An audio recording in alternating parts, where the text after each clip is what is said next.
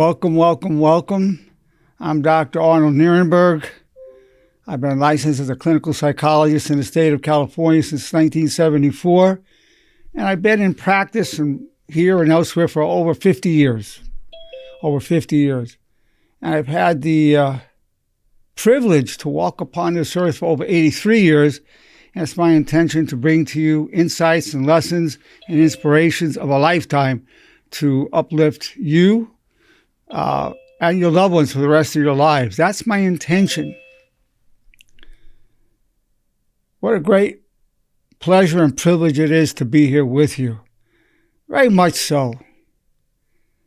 I'm just so delighted and fulfilled to be in your presence and have the opportunity to do very meaningful work together. These presentations are the best of me, best of what I have to offer you. And your presence brings it out in me. So it's, you're really very, very much a part. It's not like you might feel you're passive just watching me, but really your presence is part of this creative process. I say that with all sincerity. And so I thank you. I thank you. The title of today's presentation is Uniting the World Family Through Honor. Uniting the World Family Through Honor. It's clear that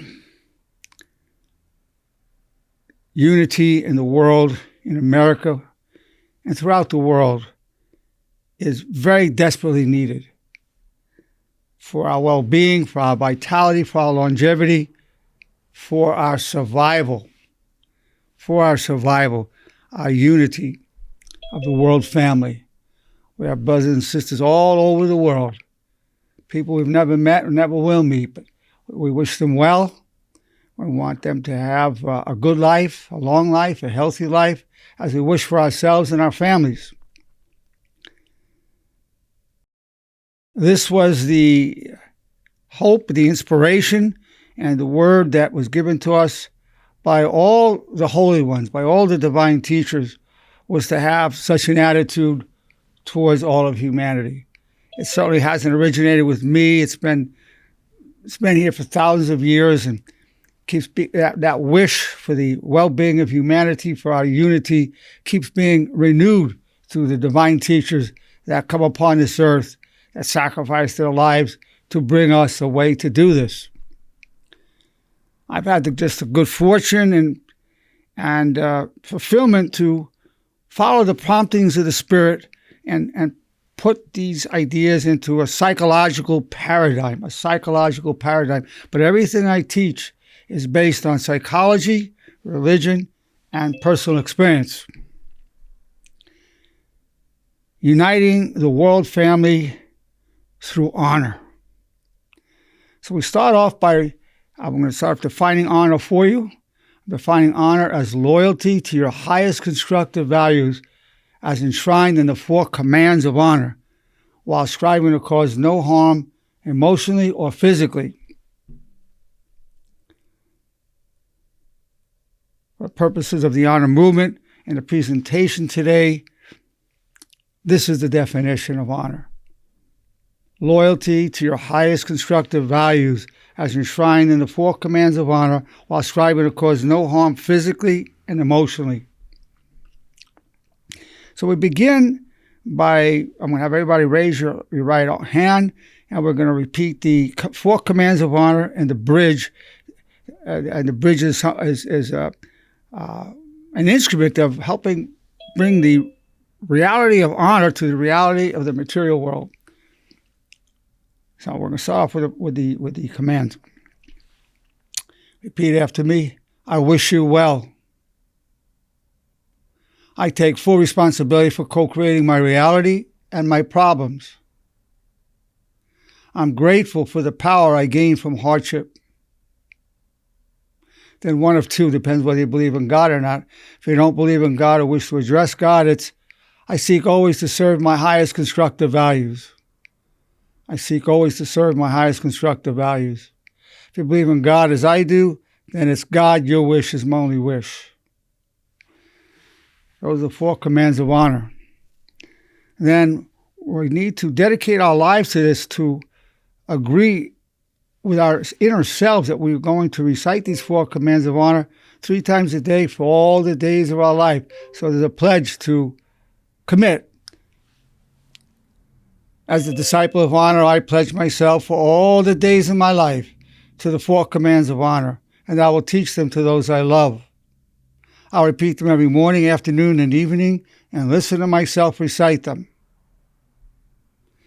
It's a lifetime commitment. We've had thousands of people take that pledge, thousands over the years.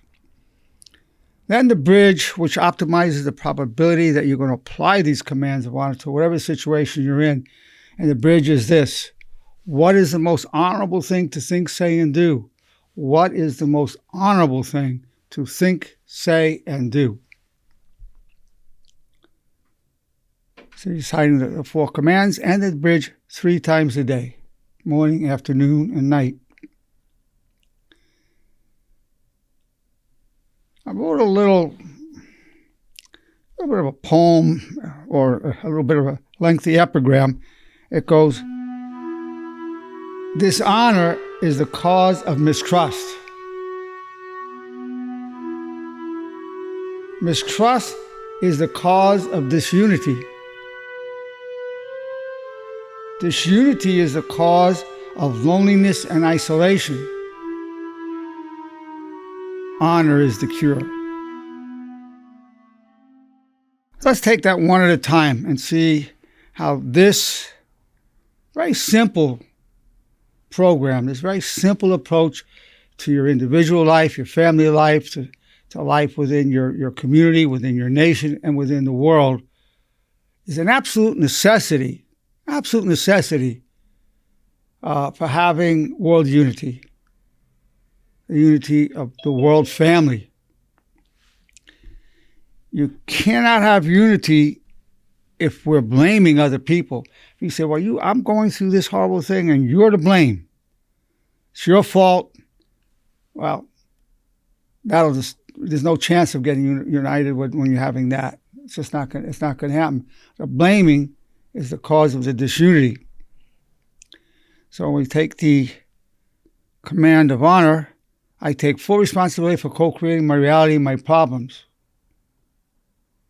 So you say, well, how am I co-creating this? I mean, I've created the whole thing. You may have started the problem, but in what ways did I help co-create it? I want to take responsibility for that.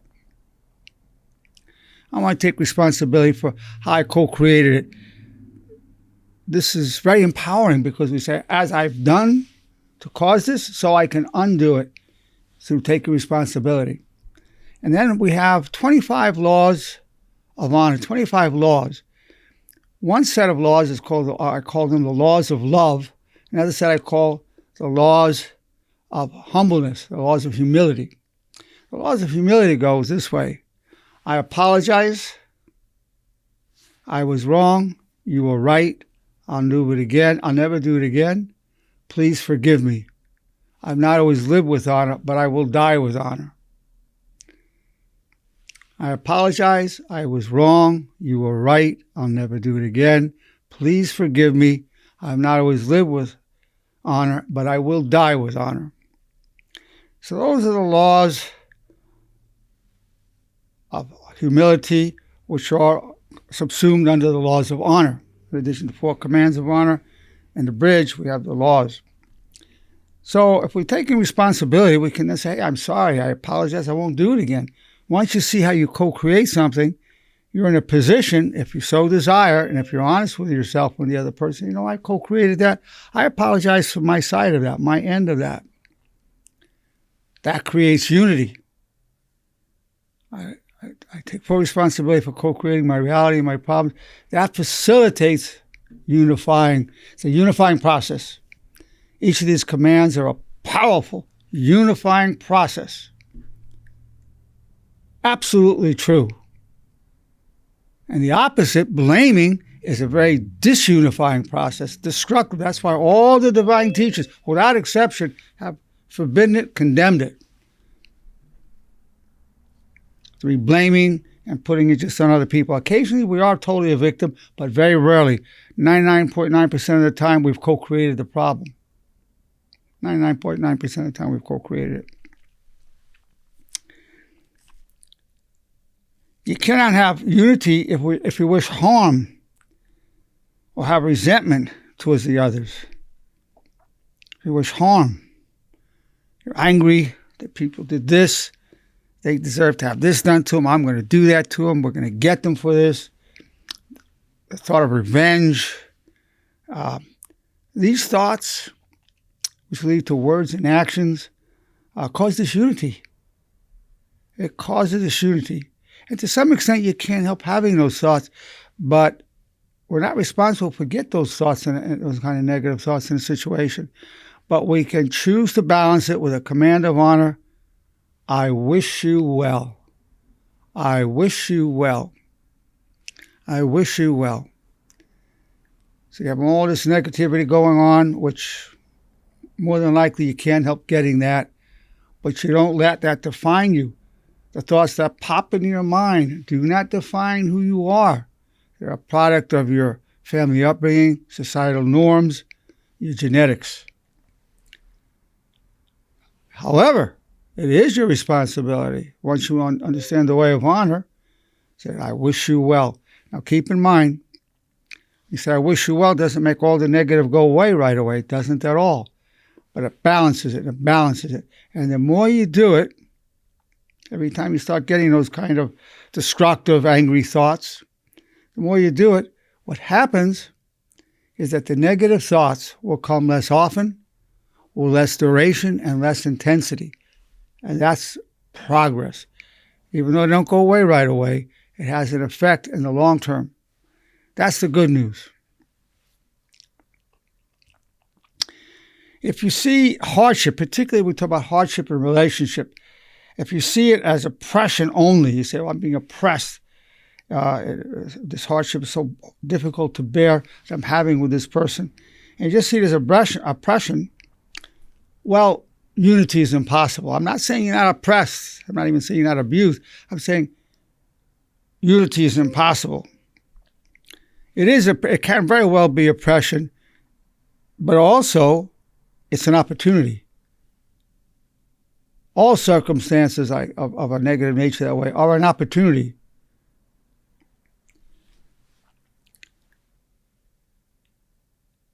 Totally. So we have the command of honor. I am grateful for the power I gain from hardship. I am grateful for the power I gain from hardship. Some of the derivatives of what I call that the warrior's command of honor. Two of the derivatives are, I hope to come back much stronger than ever.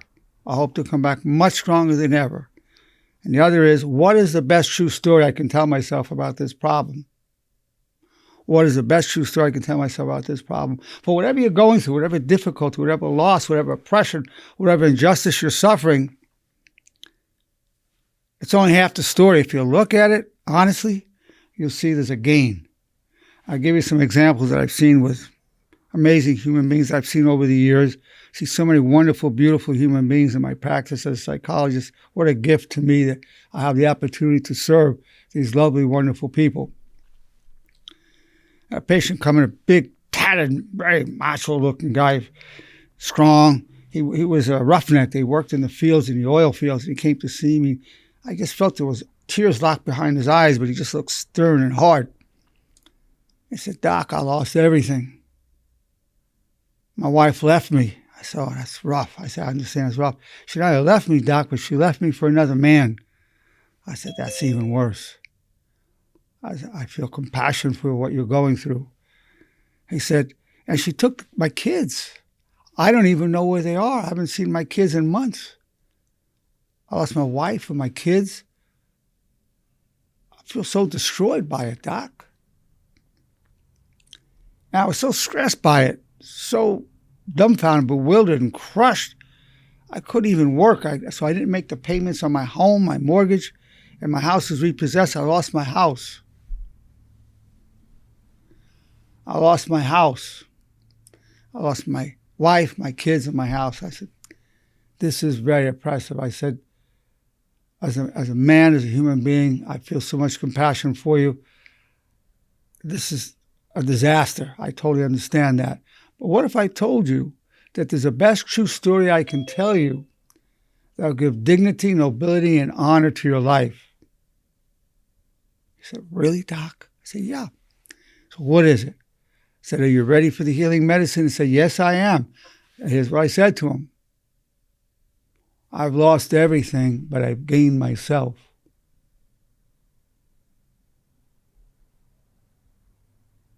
He looked at me, and I saw the lines in his face change right before my eyes. Like, his eyes sort of lit up, his face relaxed. He started to actually beam. He said, I have gained myself. I have lost everything, but I have gained myself. And he was just like floating. At the end of the session, he was floating out of the room. He was so elated. Still didn't have his wife, his kids, or his house. But he told me this was the best true story about his problem.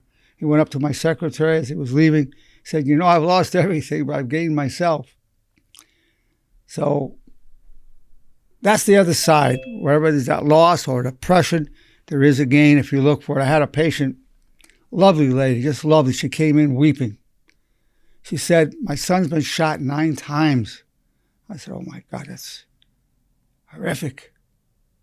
I said, I have 7 children. I said, that's a parent's nightmare, the worst nightmare. She said, they shot him 9 times. He's in the hospital. He's in stable condition.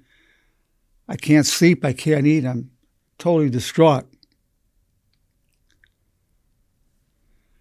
I said, this is a parent's nightmare. It would be for me. I feel compassion for you. There's no way to say it's not a disaster, a tragedy. No way to say that. I said, what if I told you the best true story about this that will give dignity, nobility, and honor to your son and to you?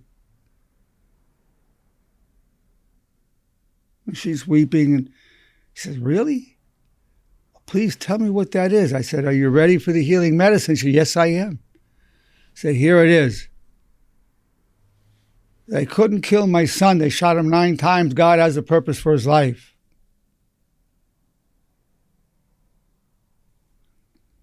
They couldn't kill my son. They shot him 9 times. God has a purpose for his life. Same thing happened. She looked at me. The tears stopped. Face relaxed.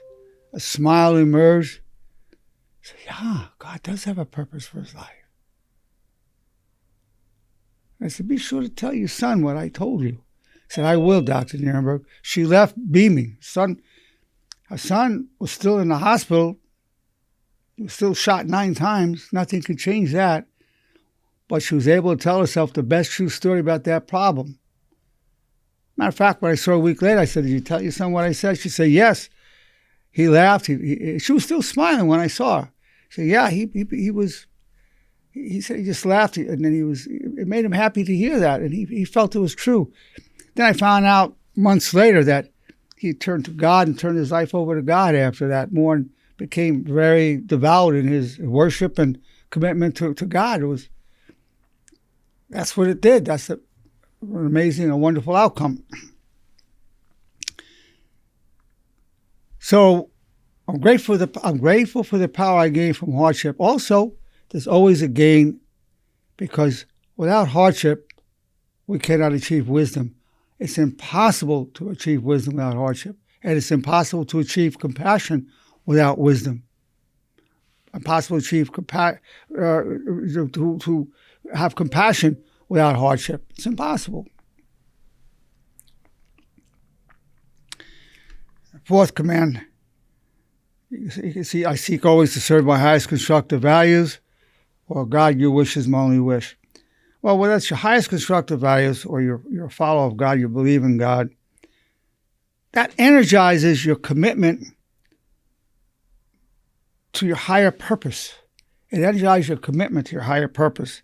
It energizes your sincerity to fulfill your higher purpose, to fulfill your calling, your destiny in this world. It energizes that commitment. Now,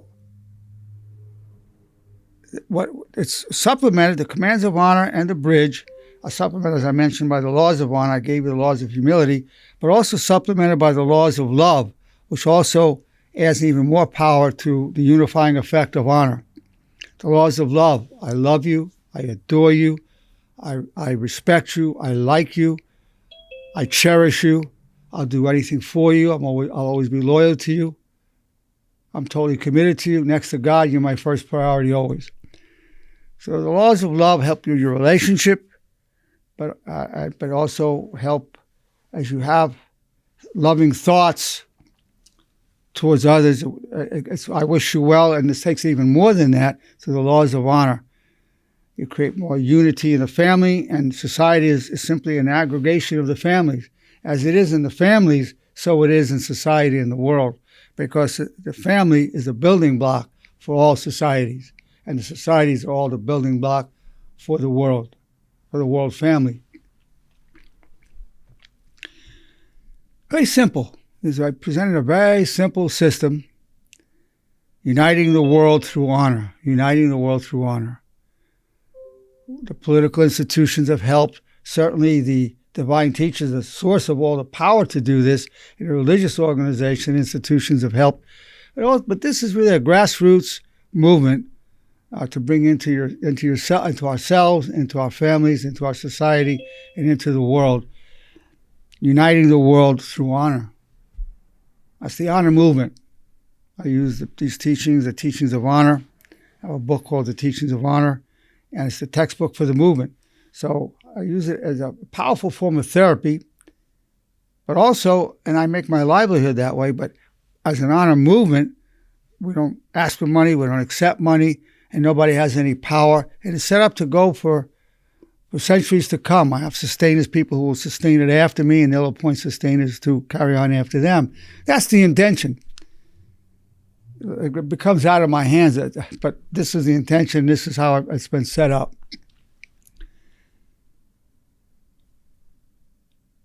So at this point, I want to turn it over. I want to talk to our lovely people who attend,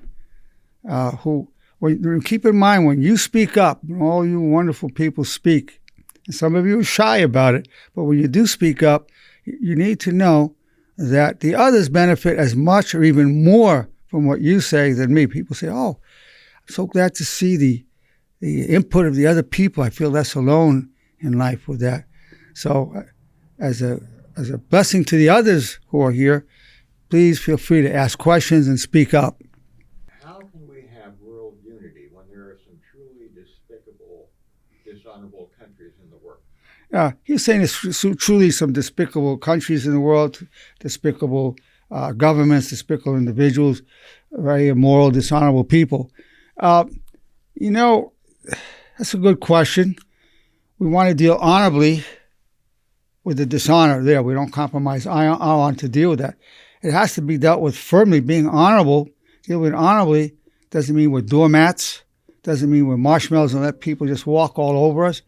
A position has to be made. It has to be neutralized, not out of revenge, but out of justice. Through justice, it has to be met in no uncertain terms that these types of governments or transgressions will not be tolerated. As the world becomes more united, and one arm of that uniting is the honor movement. And that would be totally encouraged. So there is a time for people that need help stopping what they're doing.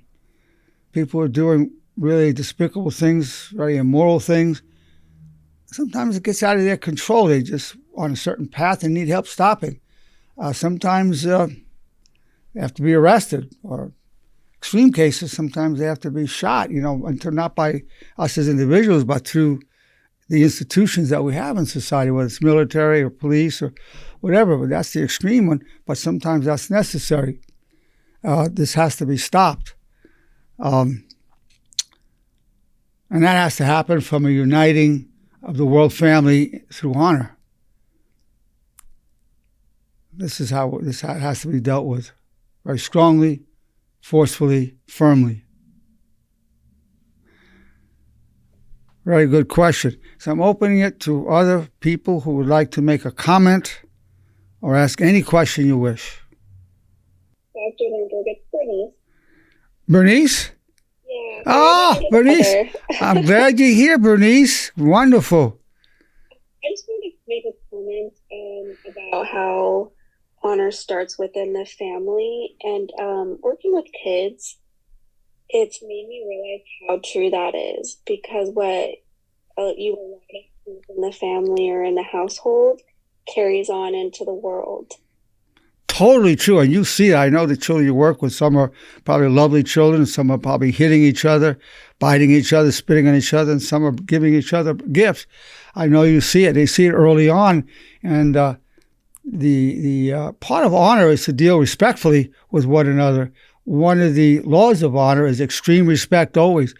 And that should be like the motto of all the educational system, extreme respect always. Without that respect, which is one dimension of an honorable life, people will feel violated. People will be not only feel violated, but be violated. So that concept of respect, extreme respect always, and courtesy is part of that. But extreme respect always should be repeated in all the schools as a theme. Extreme respect always as a theme in all the educational institutions. Yeah, actually, because they don't always, and like sometimes they don't have the best examples. Sometimes maybe they're seeing something very like violent at home, or maybe they're allowed to see violent things at home.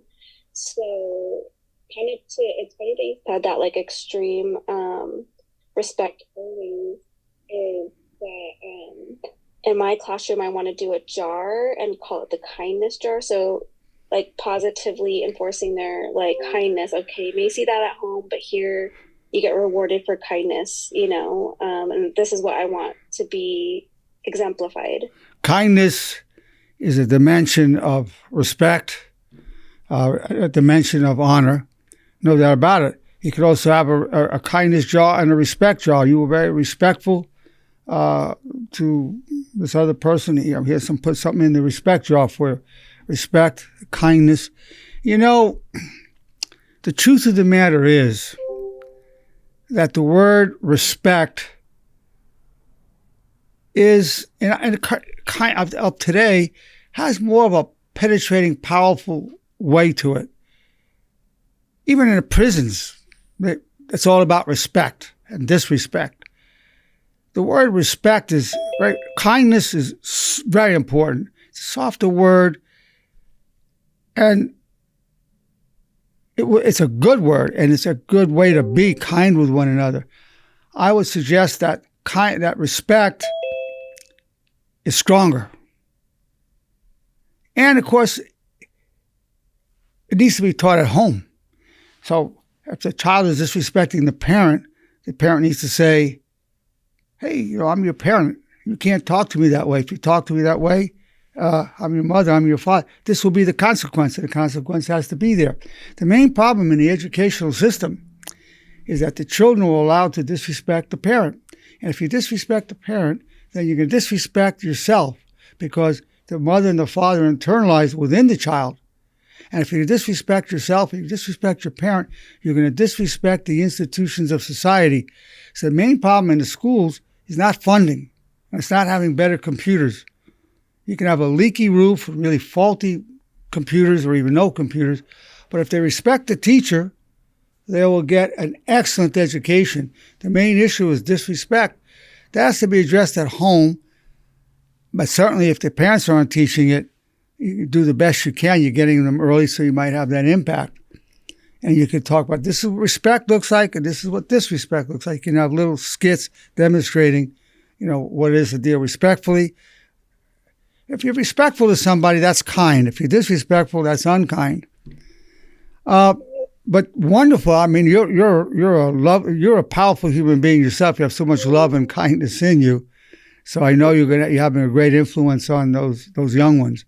I know you are, Bernice, because I know you, and you'll do that. I love making the connection to your talks and like what I'm doing with work and seeing it, play out with the kids. It's very interesting to make the connection between such a basic level, like their thinking, 3-year-old, and like making the comparison to like, what we can do as adults to kind of try to make them understand. Well, you're going in and out, by the way. Some moments your voice comes out and some moments gets a little dimmer. But you're there at the foundation. That's the beginning. And by the age of 6, the personality's completed. By the age of 10, the value system's done. So you still have them when they're still in the formative stages in some ways. But get past 10, it gets pretty hard to do any fundamental changes for most. Not for all, but for most. But I'm 83, and I'm still getting fundamental changes. So it can be done.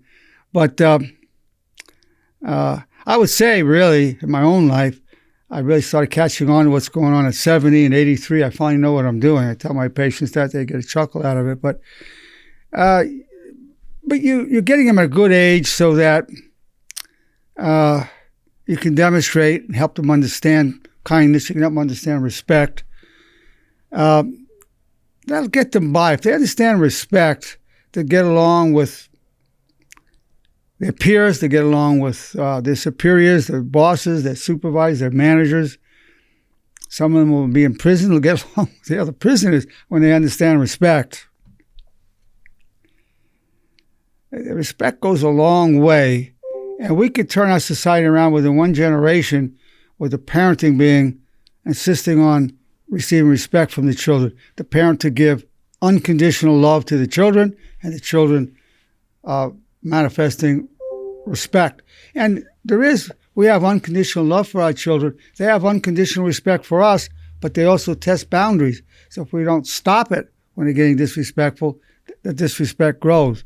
But but being respectful, they need that. It's good for them to respect us, and it creates a better bond with the parent and the child, with the teacher and the child. If a child is respectful to the teacher, that creates a good student-teacher connection, and the child can learn more. If the child disrespects the teacher, which comes from disrespecting the parent, the educational process is going to be tremendously impeded. And you're seeing the beginnings where you are. What an opportunity. It's interesting. It's very interesting. I really appreciate the parents that are supportive. Yes, and I'm sure there are some that are very supportive and some that are pretty hostile. Well, you did this to my child. You said that to my child. I mean, that could be an issue. But some are wonderful and they're grateful for what you do. And what you're doing is foundational. Well, thank you, Dr. Nerenberg. Well, thanks for your input, Bernice, as always. Excellent. Dr. Nerenberg, this is Kathy. Kathy, my dear Lon, good to see you. For laws of humility, what if you were not wrong, but you want to apologize to make the relationship better? Good. Wow, Lon, that's wonderful. Here's the point. You could apologize and say, I was wrong. You were right. Please forgive me. You could, but you might say, I'm sorry that it caused you that you feel that way. I'm sorry that you're going through this kind of anger and, that you're going through what you're going through right now. I apologize for that. You're not saying you're at fault. I'm just sorry you're going through that. It's a different kind of apology. 2 types of apologizing. That's one. And there's times that you're going to want to do that. There are going to be times you may not want to do it. But I'm so sorry that it's affecting you that way. I didn't mean to do that, but I'm so sorry it affected you that way. And that can be a sincere apology, and that could help create unity, because humility creates unity, arrogance creates disunity. Okay. Excellent. That's a wonderful question. Thank you, Kuna. Thank you, my dear Lon. Excellent. Wow. Excellent. Dr. Nerenberg, this is Jadira. How are you? Jadira, very good to hear from you, Jadira. I know. Nice to see you, Doctor. My question is in regards to the workplace. Like this unity, this honor, how do we relate that to our workplace? Good question, because everybody, I specialize in workplace stress and the concomitants that go with that, the depression, anxiety, the panic attacks, the relationship dysfunction that comes from it, the insomnia, the fatigue. unfortunately, there's tremendous abuse of power in the workplace, in the corporations. It goes on. You're lucky if you get a year or two where things are smooth, and then maybe there's an acquisition, a merger, or new supervisor, new manager, and the oppression happens and the injustice happens. All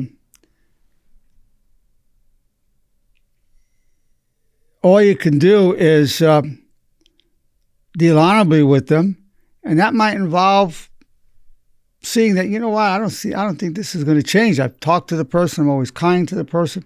I'm always respectful. I might come to something like, I have to report this to HR. I have to report it to somebody, go over their head and report it. And that may or may not help. A lot of times it doesn't help, but sometimes it does. A lot of people that I see, probably at least half, really need to get a new job because they thought even going back, seeing that supervisor or seeing that person, whoever it is, a colleague or peer or typically supervisor, people go get nightmares. They get panic attacks. I've had people say they pulled up in their car to go to work and they couldn't get out of their cars. So it's that oppressive, and you try to correct it in any honorable way you can. But there's sometimes, or you might even have to get an attorney, an employment attorney, and deal with it to try to get justice. And half the time that I've seen my people, they want to get a new job because they cannot work under that person. It just can't happen because people feel very humiliated by that injustice, very discriminated against, humiliated, hurt. And that all, they take it home. It affects the relationship with their significant other, their children, their parents. They take that home. As a matter of fact, as it gets closer to people going back to work, they start getting nightmares about work. That's really severe. This is a very good question, and these are the options that you have. You respond honorably, you respond respectfully, but there comes a point where other measures have to be taken. Same as what goes on between nations. The nation has to deal respectfully with another, honorably, and if that person's escalating the injustice, then steps have to be taken. It has to escalate up and say, no, this is not acceptable, and steps have to be made. Yeah, very good comment. Excellent question. Excellent. Dr. Nerenberg, how you doing, sir? It's Van Brown. Who is this? Van Brown, sir. Oh, good. Good to hear from you. Good, nice to hear from you, too. So I just have a quick comment, which is, and maybe it's not directly related to what the topic was today, but it was kind of like a success story. So while I was going through all this, conflict at work and there was like these false accusations and investigations, as part of it, there was a newer HR professional that they had perform part of the investigation. And so the only thing that was interesting was he wasn't even in my department and that we're both the same ethnicity. So either way, they had him, performing this investigation on me, which was like one of numerous. And I had all this pent up animosity for him doing, his job, right? And this week he called me because he was going through the same exact situation that I went through. And the first part of me was like, F no, like he doesn't deserve for me to call him. And then the other part was like, no, I wish that somebody called. I had to call. I could call someone when I was going through what I was going through because I felt all alone. That's a big part of it, feeling very alone, and that's top. It's a very lonely process, yes. Yes. And so I give him a call back, and I answer all of his questions. And I didn't say this out of any spite, but I had to free this situation. And I just told him, I said, I know when I was going through what I was going through, you kind of knew what was going on. They tasked you with doing work. You were new in the company, and you were doing your job. And, wow. If there's anything that I don't hold any grudge, and I just want to let you know that when you called me, I immediately called you back because I knew what it was like to be in the situation you were in. And I gave you all the information I can, and I wish you the best. You know what I mean? So. Yeah. Wow, that's like a Nobel Peace Prize type of thing that you did. That's beautiful. That is beautiful. It's a rare story. I don't hear that kind of story too often, but that's a beautiful story. What I mostly hear is that people can't resolve the issue no matter what they did, whether it went to HR, the supervisor, the head boss, they talk to the person, that the people that I see will say almost all the time cannot get it resolved. But that's a great story to relate, a great true story to relate. And there's probably more of those that I'm not hearing because people that can resolve things don't come to see me. It's the people that can't get it resolved that are getting so stressed out they need to be on disability leave. Wonderful. Thanks for sharing that. Excellent. Excellent. Powerful. Yeah, there is hope for creating unity. There's definitely hope. There are enough reasonable people and honorable people in the world to do it. And it can be done. It's possible. Well, thank you for your input on that. Doctor? Yes. I just wanted to tell you that your videos, they're super good. I love the things that, you say and stuff. Like, I listened to the one where you have to be in the moment, and you talk about how the kids playing in the backyard and he's not thinking about the future or the past, but just all your videos, even the one you played the character, super good. Just everything about them is great, Doctor. Well, you're a great human being, so you're able to see the greatness, and you're a student of life. That's why you're able to take this in and respond so enthusiastically. Also like the one about wishing them well. Yes, that's key. You say they said, but I can't wish them well, because that's not.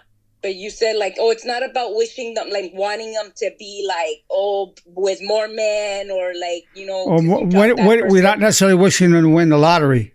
But it's it's something different, and I kind of related to that because there's somebody that I want to wish them well, but I can't. I'm not at that. Okay, let me tell you how to do it.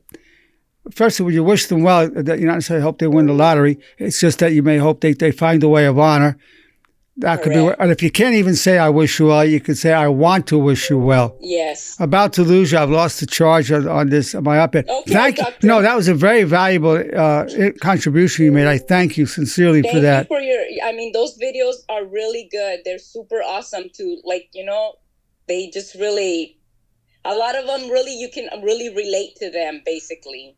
Well, I've been in the trenches. I've mixed with the people day in and day out for years and years and years. So after all, I became the people. So I speak to you with your own voice into your heart. Thank you. That's basically what's going on here. You're most welcome, and thank you. Well, it's been my pleasure to be here with you. I thank you so much for the privilege of your time. And good night. Good night. Good night, Doctor. Good night, Doctor. Good night, everybody.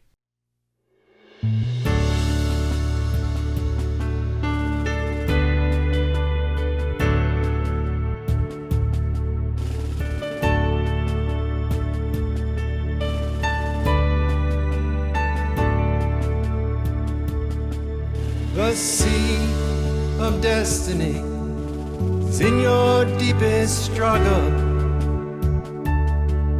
God's will and mine be one, and I wish you well.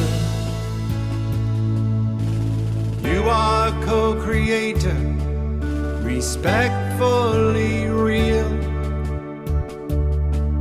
There's a way in the valley that turns weakness to steel.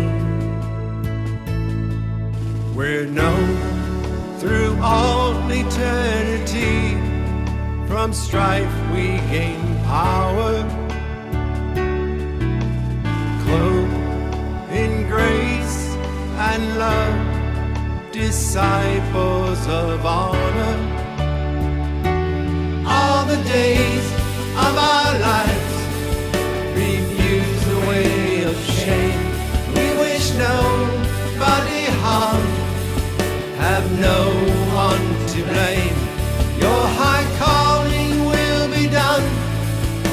and pure eyes now glow.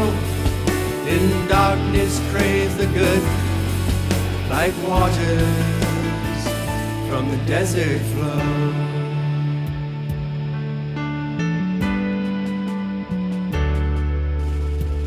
I pledge my love all the days of my life. I pledge my soul to all that is good.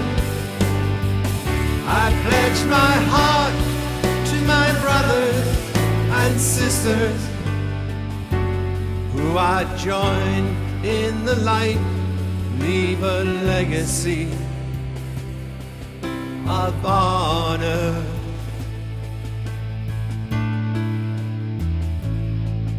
We're known through all eternity. From strife we gain power, clothed in grace and love, disciples of honor. All the days of our lives refuse the way of shame. We wish nobody harm, have no one to blame. Your high calling will be done, and pure eyes now glow. In darkness crave the good, like waters from the desert flow.